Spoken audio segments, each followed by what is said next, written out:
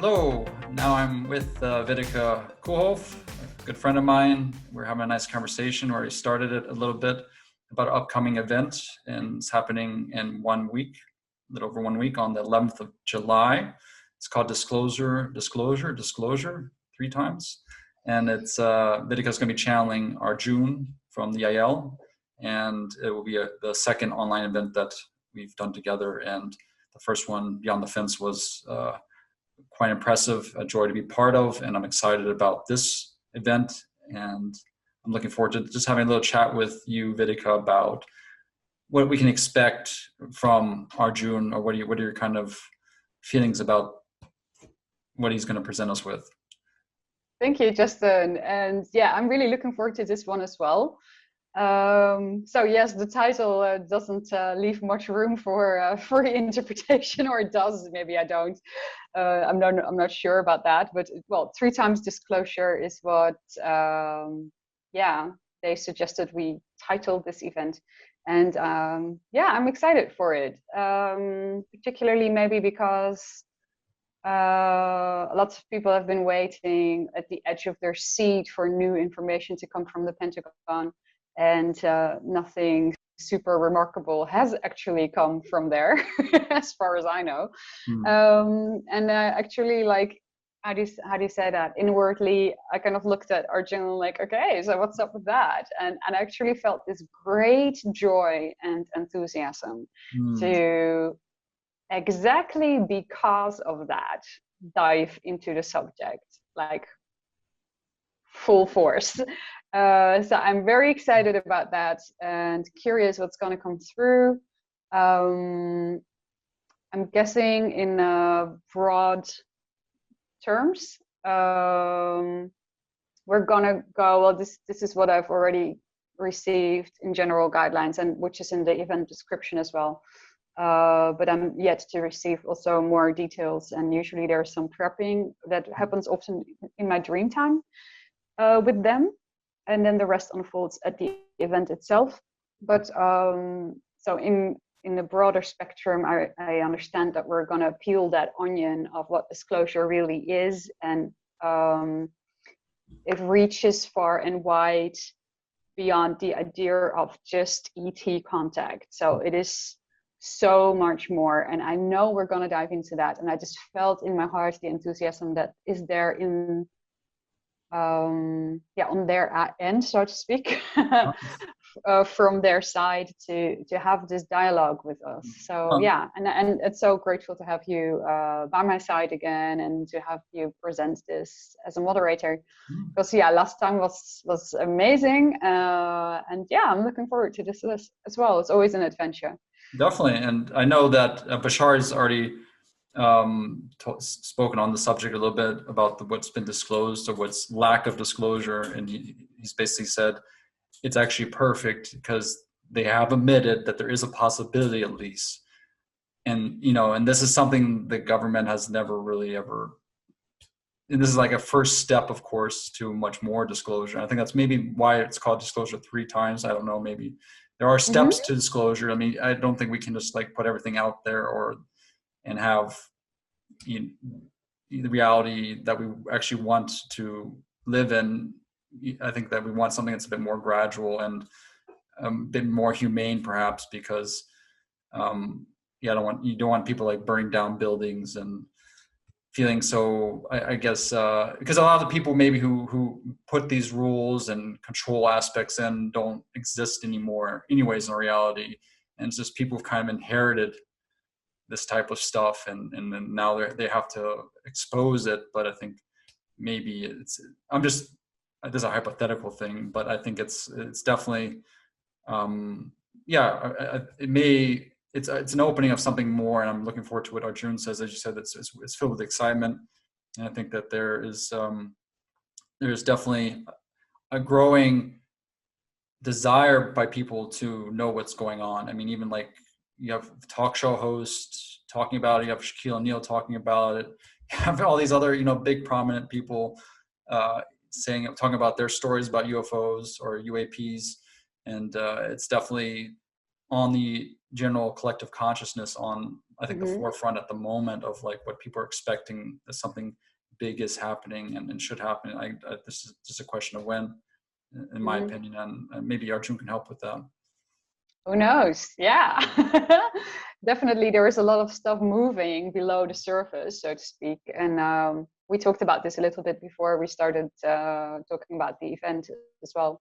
And then we came to the topic of affirmations.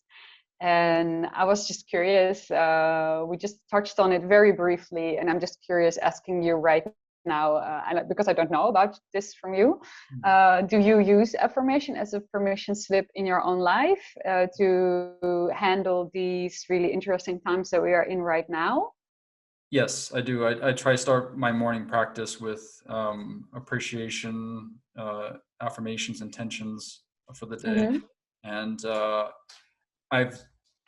when I write it down, I've noticed that the reason it's so important to write it down is that it's my thoughts are always jumping around so much, and I feel like when you really just write it down and focus on it, you notice that you really get zeroed in on it, and I think that helps the vibration much more, because it is really about the feeling aspect. You can't just you can't say it without meaning it, and you have to, the universe responds to our frequency, and that's why yeah, I definitely think it's a good practice. Energy needs to be in your affirmation, otherwise nothing is moving really. Obviously this is a permission slip, but when you're aware of that and you're choosing it to use it as a permission slip, it can be quite impressive. And I'm noticing myself as well, especially like you said in the beginning of the day, it makes a huge difference to have a moment where you are with you and you set the intention or the energy of that day. For me, it's yoga usually, but I may combine it in my head, and particularly at the end when you close it off, your practice. I close it off with a positive intent for that day. So yeah, I'm really helped by using some short sentences, and even if for people who are challenged in these days and this interesting time that we are all in, to write it on a little post-it and put it on your window or your mirror or anywhere in the house where you move by often. It seems often like such, like a basic trick, but I still use it too. I mean, it's honestly picked up the energy a little more now and then if I felt I needed it. So how do you think it works exactly? I mean, so you see the image of the affirmation, I am the creator of my reality, for instance, and we don't totally believe this, obviously. We keep on, I don't think we're never going to completely believe it. I mean, there's always going to be part of us like, I actually do believe it. I really believe it. I believe it. There's going to be some sort of, because if you really embraced it fully, it wouldn't be here necessarily, if you know what I mean. It's such a, if we were gods, wouldn't we be, not dealing with, more naturally not falling for fear and just naturally gravitating towards love? I think we do naturally gravitate towards love, but Yeah. I think we are free to choose to believe that we don't. And when I catch myself doing that in life, I just trained myself, quote unquote, to find the quickest way to, in that moment, own it and say, okay, clearly I'm choosing to gravitate in the opposite direction. And then usually I can laugh about it. And oh my God, this has become so much easier in the past few years, funnily enough, especially during the whole lockdown time and everything. I guess because there's so much more time for focus on these kind of inner work things. And I don't know, this year it feels so much lighter. And this last month and June, I mean, I don't know if other people are feeling it too, but I feel like there's almost like waves of love just raining down on the planet sometimes, where there's just days where I'm so at ease with everything. And so I'm optimistic about the future. I'm not worried about whatever. And yeah, but still using affirmations. I'm still using them. It's like little anchor points. And it's not necessarily sentences like I am the creator of my whole reality, because I kind of, yeah, I'm okay with that. Like I believe that. Even when I bump my toe into something, I believe it, you Yeah. know? Or when I hit a brick wall, so to speak, in some direction. But I have trained myself so much to realize that I'm choosing that in that way on some level, that I'm not resisting that. You know, it happens. It's guidance. Resistance is also guidance. So my affirmations are more, you know, those little moments, like super daily stuff. Oh, this is funny because I actually know you recently lost your keys. Yes. I was actually gonna say that. So today I went to the forest with a friend of mine. She has a car, so we drove to a beautiful forest, and there was a second where she thought she had lost her car keys, and then we wouldn't have been able to go back. And in that moment, my immediate affirmation for whenever I go anywhere or when I travel, I have this affirmation: everything I need is with me now. So I said that to myself, and we continued looking for her car keys and eventually found them. And then I really feel this, see, everything I need, or we need in this case, is here for us now. Like, and that is a really helpful one. So I often throw them in. They're relatively practical, but it really makes a difference because I've said that one so many times to myself. And this is the trick, my way of playing with this permission slip.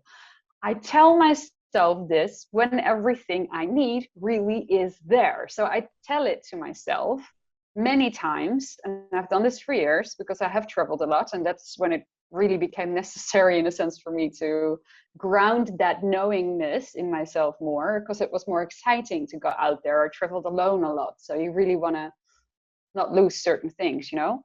So I made that I want to say second nature, but I made it first nature, to really believe everything I need is here for me right now.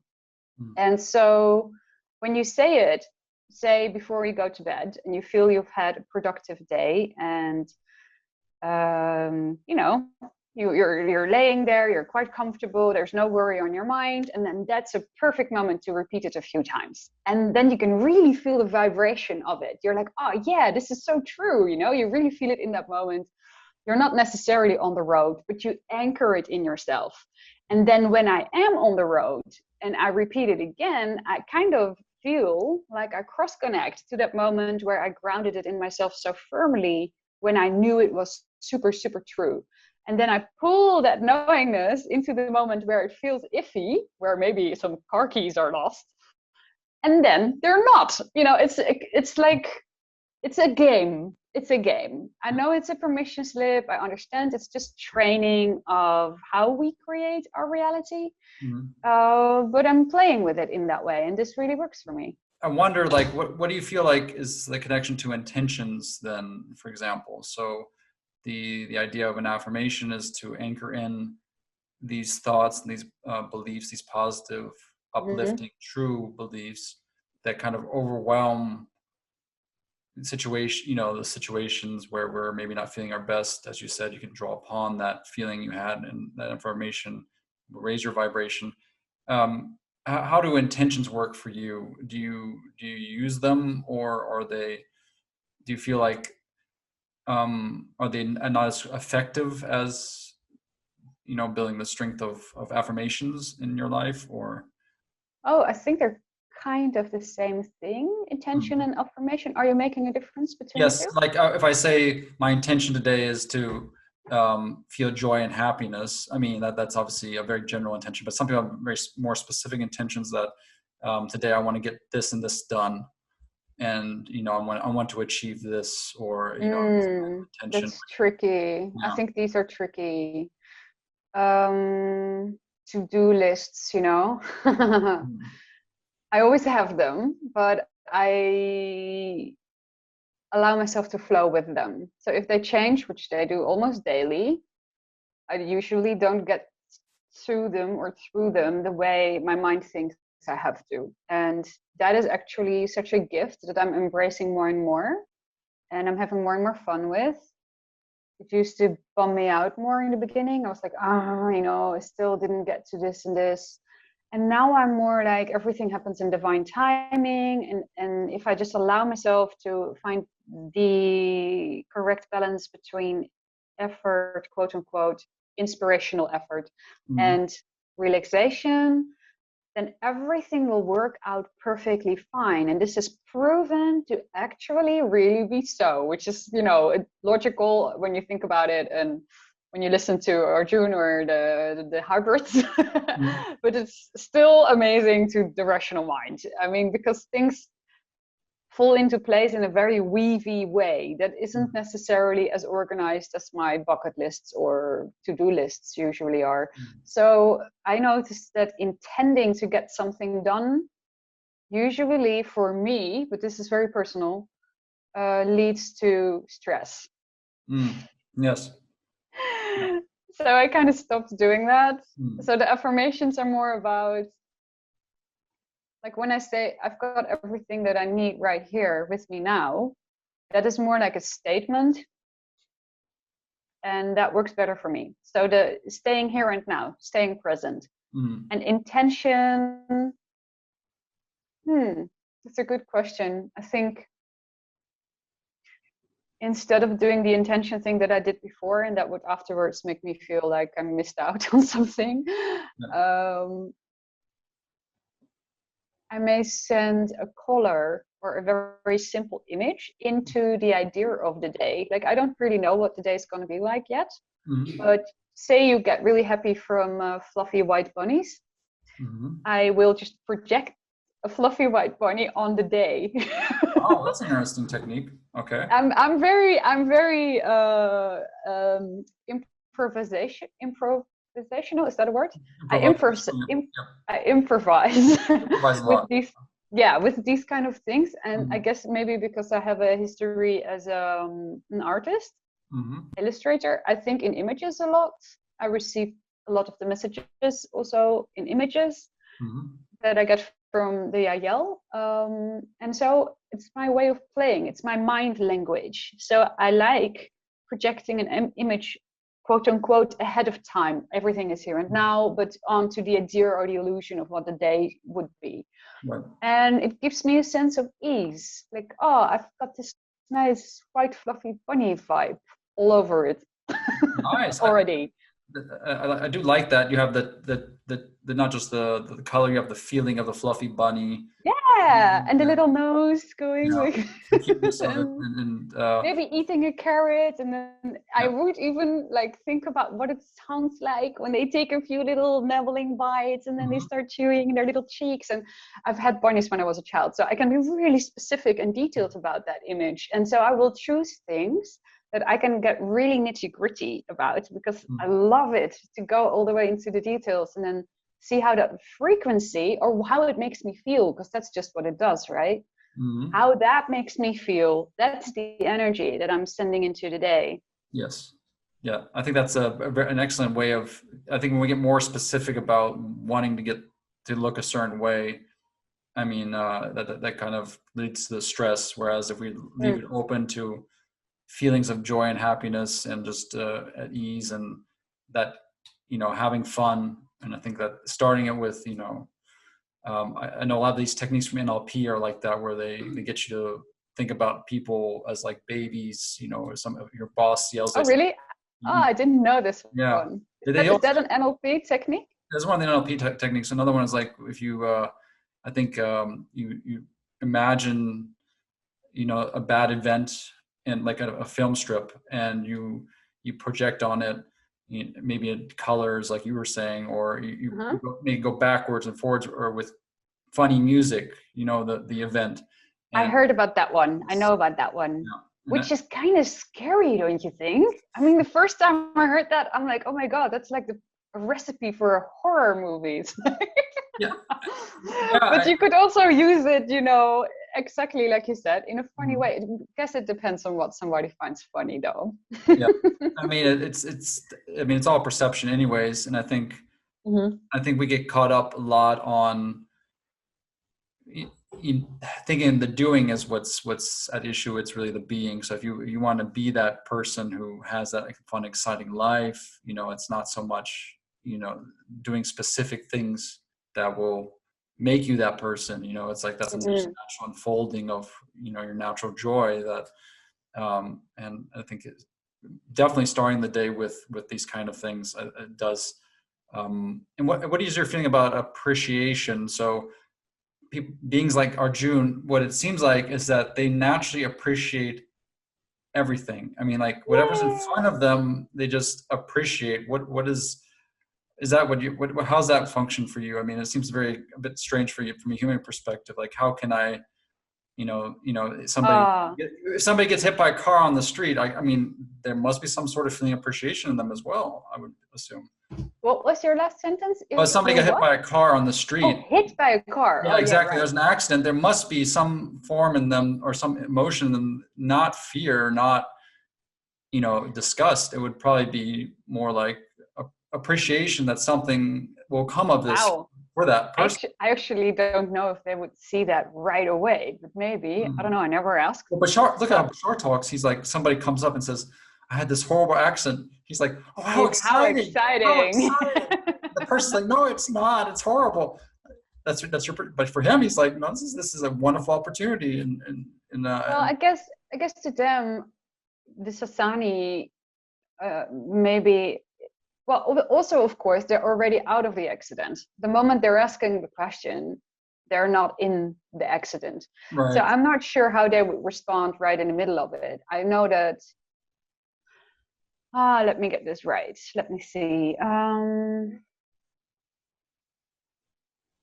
If you are in the middle of an accident, I don't think so. This is what I'm understanding from mindfulness. Let's make it super general. Mm-hmm. If you're right in the middle of an accident, I think it's very, very okay to be afraid and or feel whatever you feel you need to feel in that moment.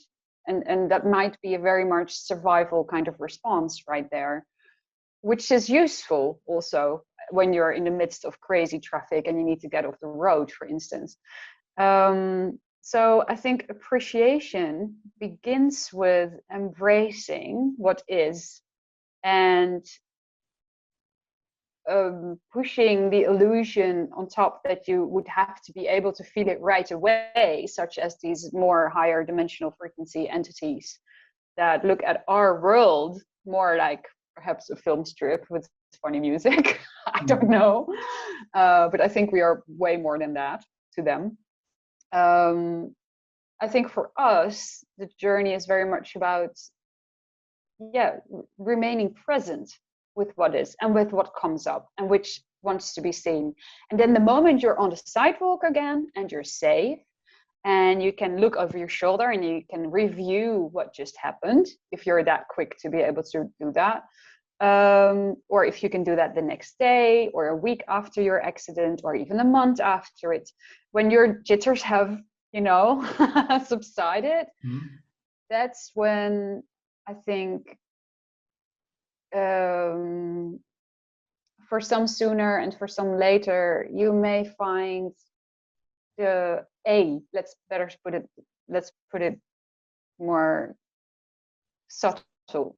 You may be able to find a perspective of gratitude in it. And then maybe more will follow. If you can find one that's amazing, maybe you will find another one, and maybe you will even be laughing about it at some point. And that's great, of course. But the tricky thing is, I guess, sometimes in spirituality, it looks as if people expect from each other that we can do that right away. And I just feel very strongly we're all on our own journey and in our own tempo. And especially right now, that seems to be really, really, I don't know, somehow more relevant. And so for me, gratitude is a huge player in every day, and it changes everything to feel gratitude. But again, I use it the same way, like I said, with I know everything I need is with me when I need it. I say it when I am genuinely grateful, and that's when I practice it. for the tiniest things. Oh man, I love the sun is shining on my arm right now. Like for instance, you have one spot and the sun is shining there and it feels amazing. And then I will genuinely, focusedly be grateful for that. Yeah. Or grateful for a sip of water, like small things that it doesn't have to be big at all. And these are actually the easiest things to be grateful for, I find. Yes. Or a child smiling or whatever, a breath of fresh air, the moment you walk out of the door the first time in the day. Like I can make a huge list of these things. And I did actually write them down. When I started practicing this in the beginning, like 10 years ago or so, I made lists of things to be grateful for, and it felt so good. And I guess when you do that, you automatically lift to constantly more that kind of frequency until you start seeing things more and more easily like that from that perspective. And then I am convinced we too, as humans, can come to a point where almost immediately, if not immediately, when somebody shares a challenge, we may find that very fun and exciting for them and ourselves to be hearing it. But again, we are in an overlapping reality where some people aren't there yet, and I really believe in stepping stones, like in between steps. And I think affirmations are a wonderful way to provide these. One wonderful way. There are many, of course. Yeah, it's I mean, like you were mentioning the key example, the idea that you use that affirmation changes the reality perhaps to a reality where the keys were there. Another reality they may not have been if you were not in that positive state that could reflect back to you a situation that you would find pleasing in that type of and I think that's where the muscle training happens, as you said, is you don't go to default mode of I'm a victim, this is bad. Even if it's an accident, there can be so many positive things. I know a lot of people who have had spiritual awakenings have had big accidents in their lives. It doesn't matter if it's a relationship accidents or car accidents or diseases of some sort. The miracles can happen, and I think when you kind of put your hands up also in these situations, and you can kind of allow for a different perspective to come in, and that's of course the hardest challenge to do, because we've been trained a bit differently to and I think that we don't believe that thoughts affect our reality. A lot of people don't. There's a reason why one had that happen. That was not a coincidence either. To tell somebody that an accident's not a coincidence, that it's not just totally random.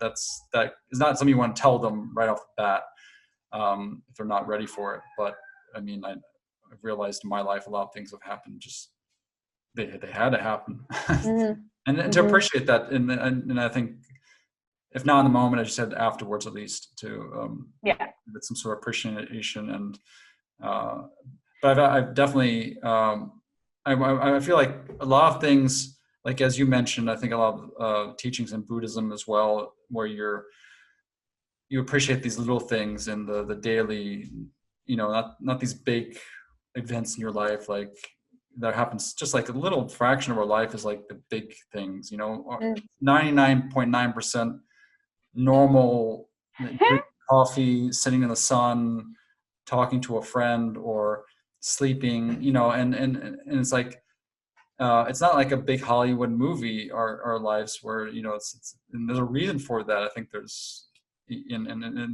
to kind of fall in love with that aspect, because it chose this film of sorts, of this reality, for that specific reason.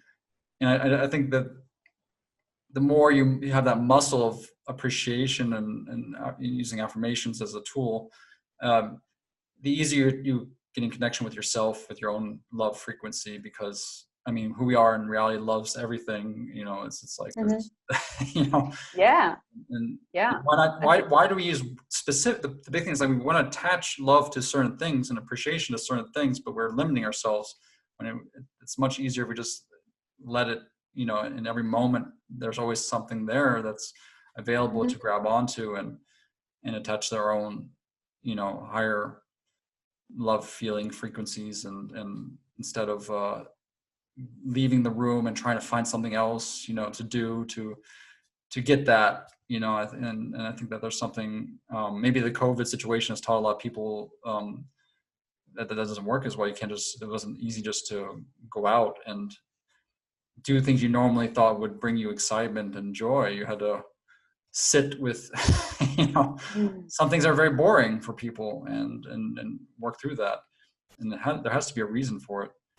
And it's part of our transitioning to next phase, which I'm sure, I'm guessing the disclosure, what Arjun will be talking about, the time with that will be related to this. And another, I mean, tie on to that, what you were mentioning is that Arjun will probably, or you will be discussing how the idea of channeling is actually a first stage to, and there's a second stage that's coming up. Do you have any inklings what that is, or? Again, this often comes through in images for me, and we are in a phase where there's a spreading happening, or if you want to illustrate it from an above to below kind of movement. And you could say that we've had a lot of this, like very focused, and we're gonna go more like this, where it spreads out wider on the face of the earth, if you want to make this the ground. So there's the energy frequency that has been introduced to us. This has been happening for ages. And what I'm understanding right now is that that is a phase one. And that now there's a different energy. There's a shift in energy taking place. And it becomes more relevant than ever before to be more engaged, actually. Not just, you know, I'm looking for translations here. It's not like watching a television series that we've seen episodes of for the last 100 years and sitting back, you know, and talking it over, and a little bit like us right now, you know, with affirmations. How do you use them? It's kind of like the idea is we go from dialogue that we observe to dialogue that we partake in, and that is a whole different story. And this is what I know they're gonna kind of, you know, talk about and more. I don't know exactly. This is the direction. So I'm curious what will come out more, or what else will come through. But yes, this is an energy wave that I feel in my gut. I really feel that there's part of their enthusiasm as well, and it makes so much sense to me. It makes so much sense to me. Yeah, I think you were mentioning also before that even the consumption of videos and material, channel material, has a very specific effect on the person who's perceiving it. It does raise the vibration in a very specific way. It definitely can. Yeah, if somebody feels they resonate with that material, yes. I can definitely do that. I mean, for my, as you know, I mean, in the last 4 or 5 years watching this material and reading it, and, you know, I know when I'm if I'm not feeling well, I can put on Abraham Hicks video, and, you know, that it's such a motherly, loving being, you know, and it's obviously, you know, and then I go to, maybe if I want more of a fatherly, tell me what to do, kind of go to Bashar. I don't know. It's kind of funny how you have these also like a palette to match our state and what kind of issues we're dealing with, you know, a certain source to, and ultimately the source is inside, and that's where we ultimately have to go for the answers. But I'm very much appreciative of the fact there's so much material from others that are in the modern age of the internet. You know, either you get a digital book or on your Kindle immediately, or you watch a YouTube video and you're immediately pulled into something that for other people is they can't even understand the premises. You know, like it's just once you're in it, it's just a natural ocean of ideas and consciousness. Like there's never been a time where I haven't understood what the concept that's being explained, even though it's like it feels like it could be a very high level concept from what Bashar is saying or whatever, but it's like it's spoken in such a way, it's with such perfection, like it's tailor made for me. Mm-hmm. You know, you have that too. Like it's like, and if it gets into maybe talking about other things that are, you know, predictions for the future or whatever, then I think things can go a bit, you know, become a bit distorted. But I definitely feel that for my own evolution and activation, you know, I think using the hands as well, you do that as well when you're channeling. There's something else being transmitted that's definitely unlocking certain markers in people, Mm-hmm. that Mm-hmm. just you know, highlights of, and I'm guessing that's what Arjun may be touching upon. Oh yeah, who knows? Yes, that's another angle that it could come through. My God, there's such a world out there. I love it. I love it. Yes. It's an ongoing exploration, and Yep. yeah. We don't want to give away too much though. So maybe you know, I think we've talked a lot about the what the event could potentially be, but it's obviously going to be whatever it's going to be. You know, it's going to could Mm-hmm. he talk about whatever he wants to in that moment, whatever's relevant, and I'm excited. Me too, absolutely. Mhm. And I'm glad to hear that you got your keys back eventually. Yes, that was a bit of an adventure, and yeah, I think Did, it's for could me. you see the synchronicity in it, or is that too personal to share? I mean, it's only been a day, so I don't Yeah, know. but there was definitely there was something about unlocking a certain something is becoming unlocked. I would say, you know, I feel like Mm, like and opening up more, and I definitely I definitely can see that. Yeah, there's other things that happened during the day that kind mhm. of confirmed it, but I still haven't really, you know, in the dreams I told you about too. I think there was something also a bit of unfolding of that going through a portal and.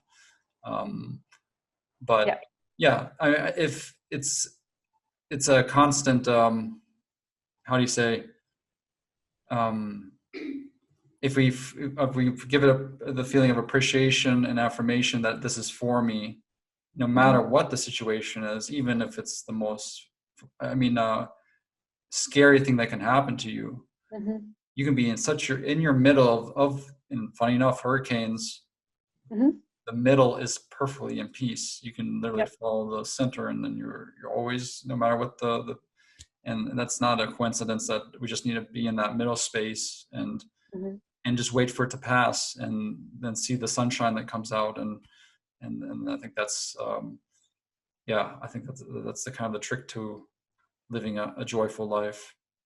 And it's, Yeah. I've learned this from a lot of channel material. It's just this is the message that's often come through is people like the Yael have they're living a life of amazement and magic, and we are the same as they are. Yeah. We just Exactly. have more limiting beliefs about what we can. Yes. Yes. And the invitation, I think, from our higher self is to appreciate the journey we have chosen for a very specific journey. And so we journey between the illusion of separation to the knowingness of connection and harmony and unity and peace and balance and all of these beautiful, love. Um, and yeah, I guess also with when just looping back a tiny little bit to the previous part of the conversation where I was talking about to-do lists, when I decided to let go of putting these intentions so visibly, like this is what I would hope my day to look like in a sense, and it would never really, rarely really happen. uh, I noticed that the energy frequency, I couldn't be genuine about that. And I think it's really important that we realize as humans, where is our genuine joy, because it's already there. We just have to allow it to flow through us, unfiltered, basically, with all the limiting beliefs that we have adopted along the way. So for me, when I feel I haven't figured something out yet in my personal life, I will just find or see if I can find a perspective that gives a gentler um, idea of that. Like I find the most soft, gentle, compassionate feeling definition for that situation. Okay, I'm here now. I can see around the corner. Okay, that's what it is. I'm going to enjoy the unfolding. I'm going to see what will happen next. I love that I already know that I'm going to not stay here forever, because, you know, that's definitely true. You will definitely develop to something else. But as long as I'm here, I better enjoy the view. Like, let's see what is here to enjoy. What can I enjoy in this here and now? And then it was really nice. It's this exercise of constantly, when it feels in the flow, again, no pressure, to find things to love. And it is so funny. Like, I'm realizing deeper and deeper how simple it is. It's so, what, you know, what the gurus said 2000 years ago, be present. It's right there. It's in those words. That's it. You know, and then to embody it, but then you feel it. And there's a difference between feeling it and hearing it.